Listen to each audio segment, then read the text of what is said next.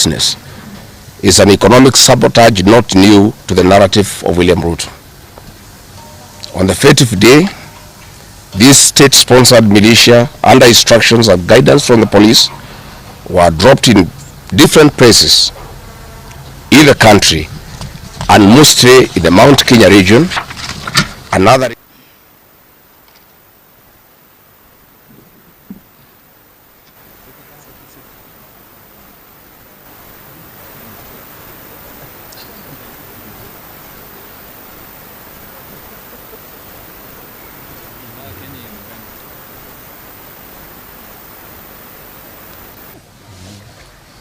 Are you ready?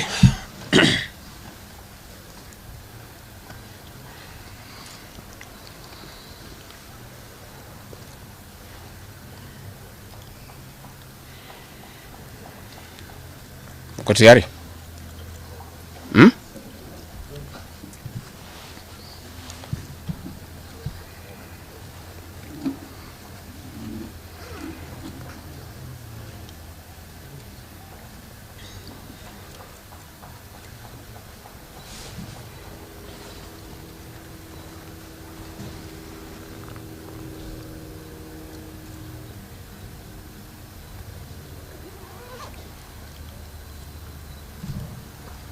Muko tayari? Thank you.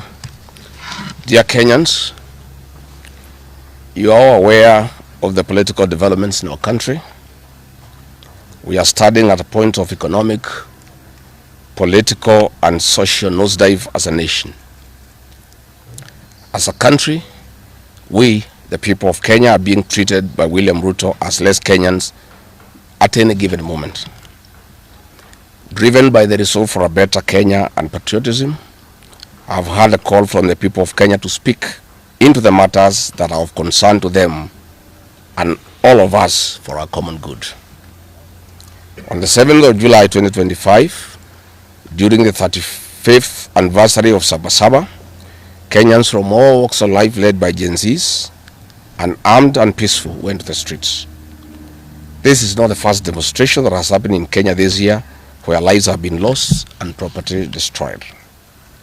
Unbeknown to these peaceful demonstrators, the tired regime of Ruto had a well-organized state-sponsored militia in cohort with the police and other state security agencies to maim, kill and destroy property, and blame it on the Kikuyu community and specific leaders who are perceived unfriendly to this killer regime. This targeted profiling of the Kikuyu community and destruction of their specific business is an economic sabotage not new to the narrative of William Ruto. On the 30th day, this state-sponsored militia, under instructions and guidance from the police, were dropped in different places in the country, and mostly in the Mount Kenya region and other regions not perceived friendly to the government. They were strategically dropped past midnight, and then roadblocks were placed by the police while others was dropped early in the morning. The militia were procured by Ruto. Governors and MPs allied to him. These regions include Nairobi, Kiambu, Kajiado, Kisii, Nyeri, Murang'a, Kiambu, Kirinyaga, Meru, Nyandarua, Kajiado, Kitengela, Ongata-Rongai, Machakos, Embu, and in Wote. They had clear instructions to loot and destroy specific properties under police supervision. A killer squad of 101 that works under the Director General of the National Intelligence Service, Nuruddin Haji, was armed with assault rifles and drove in a convoy of unmarked Subarus, shooting and killing innocent protesters aimlessly in the streets and estates. This squad in Subarus, hooded and masked against court orders, are disguising themselves as DCI's officers, yet we know they are not. In fact, I would like to clarify that the National Intelligence Service has procured Subarus to give an impression that this killer gang is from the DCI. The truth of the matter is that this has nothing to do with the DCI. This is the National Intelligence Service, and this squad of 101 people was formed when I was still in government. Officers were recruited from the administration police unit for special training by NIS on abductions, killings, and cover-up. And this is a squad that is killing the people of Kenya. The killings and the business destruction pattern point to William Ruto's ethnic profiling narrative, which he is a master with no rival. With a close coordination of PS Interior Raymond, this narrative was boosted online by state bloggers to spin the narrative. The Cabinet Secretary Kipchumba Murkomen's public to shoot to kill order, coupled with assurances to police officers that the government will not cooperate with the investigators in police conduct, has emboldened security forces. Police officers are now on record threatening citizens who are in their homes, boasting of their license to kill, acting with a confidence that can only come from the highest echelons of power. Mr. Murkomen's admission that these are not just instructions from him but orders from above removes any ambiguity about where responsibility lies. It will be recorded that in the run-up to the 2007 general election and its aftermath, the narrative of 41 against 1 was a masterpiece of William Ruto. The target was profiling Kikuyus against the rest of the country. To a large extent, he succeeded, and every Kenyan knows what happened, and it is also fresh in his mind of the ICC ordeal still hanging on the neck of William Ruto today. We remind William Ruto that his ICC cases are not yet over. They have been posed after witnesses disappeared, and what he is pretending over are crimes under the Rome Statute. It is clear history is repeating itself, and the architect William Ruto is back on the deck. He is hell-bent to finish his unfinished business with the people of Mount Kenya, destroy their businesses and make them black sheep of Kenya. Despite this horrible experience, the people of Mount Kenya voted William Ruto to a man in 2022 general elections against the advice of President Uhuru Kenyatta, whom Mr. Ruto had branded as a drunkard and a useless leader. Today, the people of Kenya, and especially the Mount Kenya region, feel sorry that they did not heed to the advice of Uhuru Kenyatta. These state-sponsored militia were key in torching of various parts of the country with ease of police assistance to prefer terrorism charges on specific people from the Mount Kenya region. So far, about 50 young people are in courts in trumped-up charges of terrorism in scenarios of state-managed crimes by the state. Again, this is a clear onslaught on the Kikuyu nation. A case in point, when a police station in Mawego in Homa Bay County was torched, the suspects for that particular crime have been charged with arson. But when a police station is alleged to have been torched in Kiambu, suspects from the Kikuyu nation are charged with terrorism charges. This is serious ethnic profiling. Last night in Juja and Kirinyaga, these state-sponsored militia invaded various businesses. Luckily in Kirinyaga, after Wananchi went to Sagada police station and they refused to act, saying they had orders from above not to interfere, the people organized themselves and repulsed the militia. Mr. Ruto's ethnic profiling has led to the destruction of the foreign properties belonging to the people of Mount Kenya. Maguna supermarkets in Meru, Kahawa West and Muranga. Nice supermarkets, hotel and petrol station, and nice city in Mwea in Kirinyaga. County supermarkets in Kabati and Kirinyaga. Power Star supermarkets, Quickmart supermarkets in Eastern Bypass, Shell and Totomin markets in Roiro, Chill Post Hotel in Gong, Boju Shop in Keserian, Homegrown Supermarket among others, and the Family Bank in Kahawa and Roiro. Notably, in Meru, these state-sponsored militia tried to attack Meru Dairy Processing Plant and were repulsed by workers. In Nyeri, they further tried to attack Wakulima Dairy in Mukurweini, and the attack failed. We urge our businesses to heighten security surveillance on their business premises and production lines, especially the KTDA, coffee factories, milk processing factories, among others. We take note that in Meru, on Sunday the 6th of July, at an event attended by CS Kipchumba Murkomen, the MP for Bori, Mugambire Dikire, indicated that a supermarket would be attacked the following day. As sure as December 25 is Christmas, and true to his word, Maguna supermarket was touched by the state-sponsored militia, which the MP was private to. Why hasn't Mugambi Dikiri been arrested? How did he know that a supermarket would be attacked? This is selective justice. The evidence that these militias are state-sponsored is plain for all to see. Videos circulating widely show police officers not merely failing to intervene, but actively transporting armed groups who proceed to unleash destruction with apparent impunity. Uniformed officers have been seen standing guard as these groups rampage. They are in action and a stark contrast to strong statements being made by government. In Nyeri, journalists were attacked by these militias in the presence of the police. It is well documented. This is a clear indicator that Ruto is working with governors and MPs allied to him to destroy businesses owned by the Kikuyu, the Meru and the Embu, and blame it on people who don't support his administration. This is a tactic that was used by the colonialists with the collaborators who searched earth policy and touched buildings and businesses and blamed it on the Mau Mau. This divide and rule tactic will not work, Mr. Ruto. We know that in Meru, they want to use this mayhem to blame Mithika Linturi. In Embu, they have already blamed Mkonji Gitonga. In Kitengela, Iron Gong, they want to target Senator Seki and MP Onesmus Ngogoyo. In Nyeri, they are trying to haunt Honorable Kagusha. And in Kirinyaga, they are targeting Senator Murango. We want to remind President Ruto that it is not the Kikuyus who want him out of office. It is the entire people of Kenya. Kenyans are suffering equally across the country. That is why Kenyans have said, if you, Mr. William Ruto, believe that it is the Kikuyus who want you out, then all Kenyans are Kikuyus. I want to thank the people of Kenya for standing out against this tribal profiling of the Kikuyu.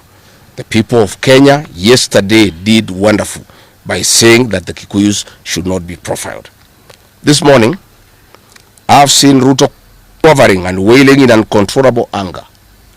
Mr. Ruto, excessive anger is not a solution. I want, with a lot of humility, to advise you to stop being angry. That will not help. You need to know what you need to do because you have not been listening to the people of Kenya. The people of Kenya are more angry than you are. They are angry because you have overtaxed them. There is wanton corruption. There is abductions and extrajudicial killings. There is ethnic profiling and other ills that bedevil your administration. If you want to be calm, please abolish the housing levy and give dignity to the payslip. I have heard you saying that you cannot give jobs to the young people. Please restore the dignity of the payslip. Restore the capacity of the middle class. The middle class will give jobs to these young people. Stop killing and profiling the young people. Listen to them.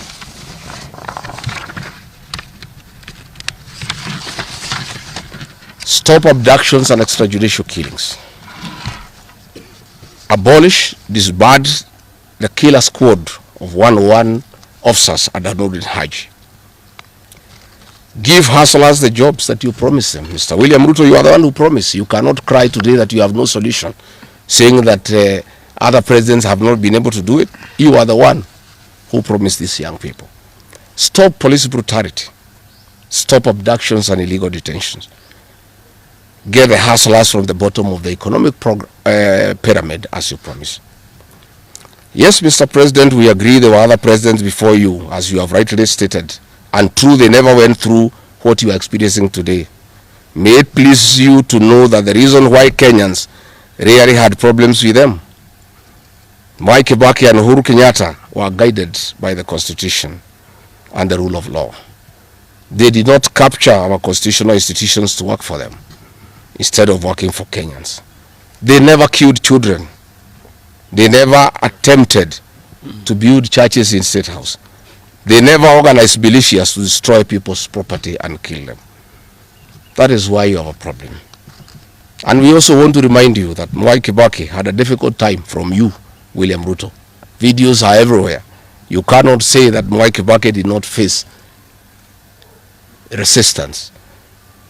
It's on record that you gave hell to President Kenyatta for 5 years. So it is hypocritical for you to allege that Mwai Kibaki and Uhuru Kenyatta had a very easy time. Most of the problems Mwai Kibaki and Uhuru Kenyatta had came from yourself, and it's on record. We want to advise you that the one-term movement is not getting you out of power outside the Constitution. Mr. President, nobody wants to throw you. Nobody wants to overthrow your government. Nobody wants you out of power through unconstitutional means. Mr. President, I and the people we work with are on record. We want to remove you from State House through the ballot in 2027. This narrative you are creating that there is an attempt to overthrow your government is for you to have the opportunity to use the Terrorism Act to profile communities and to persecute leaders who are opposed to your administration. Please relax. We want you to serve your one term. Nobody wants you out of government, and constitutionally, nobody has any plan to overthrow your administration, Mr. President. We want to face you on the ballot in August 2027. So just relax and stop crying wolf that anybody wants you out of office unconstitutionally. There is no leader here who is planning a coup, and none has the capacity, and nobody is interested. The leaders in this country, and indeed 95% of the Kenyan population, want to humiliate you at the ballot. They relish that moment. None of them would want you to go out through any other method, unless, of course, you decided to resign on your own volition. So please stop creating this narrative. This narrative is to enable you to use anti-terrorism law to persecute leaders and to persecute the Kikuyu community. If you speak out online, Mr. President, you want to use the Terrorism Act to harass people. If you dare challenge your administration, you want to use the Terrorism Act to deal with people who are opposed to your administration. My fellow Kenyans, let us not be deceived. William Ruto has stripped away even the pretense of democracy. What we are witnessing is not the rule of law, but the rule of fear. This is not the behavior of a government that serves its people. This is the machinery of outright dictatorship. Finally, I want to announce to the people of Kenya that tonight I will be traveling to the United States of America to talk to the Kenyans, the diaspora, and the international community about the state of the nation. I would have wanted to stay in the country at this very difficult time when our people are under siege, but I have engagements that I'm not able to postpone. I have been threatened by people close to William Ruto, who called some of my people today, and they will want to stop me from leaving the country. I have no problem. If you want to come and arrest me at the airport, as you are threatening us, you can go ahead. I don't have a problem. You cannot sell fear to us. You know, even if you sold us fear, we cannot buy. You know, and therefore, as I'm out of the country, unless I'm stopped from going, and if I'm stopped from going, I'm still okay. I'll be here because this is my country. We have made sufficient arrangements with other leaders in the united opposition to create a pool of lawyers to come in through for our young people who are being persecuted on trumped-up charges of terrorism. And I want to explain. I have heard the president saying that people have attacked police stations and the law courts. It was all stage managed by the MP for Kikuyu. How do you explain that people can walk into a police station and they are not armed and take over the police station from armed police officers? How do you go to the courts that are guarded by armed police officers and touch them? All these attacks of vital installations were stage managed by William Ruto through Kimani Ichung'wa to create the opportunity to prefer charges against people using the Anti-Terrorism Act. That is the reality. So nobody has attacked any police station. They were all stage managed by government And what is happening is history is repeating itself. This is exactly what Moi did in the 80s against the Kikuyu community. After the abortive 1982 coup, he used sedition laws and the clandestine Kenya movement to profile the community and hound people into court, and they'll be taken by Bernard Chunga after 5 p.m. This is history repeating itself. I want to ask our people to be calm, to be cautious, and to be strong. I want to appeal to our young people, the Gen Zs. Looking at the scenario of what is happening and what William Ruto has planned, I want to ask my children, my sons and daughters, to consider applying the next onslaught against the President William Ruto by getting IDs and registering as voters so that they can deal with William Ruto on the ballot. Because I fear for them. Anytime they go out to the streets, they are killed like chicken. I would like to preserve to us these children. We would like to live with them. We would like to see them grow. And when we look at the desperation of William Ruto and the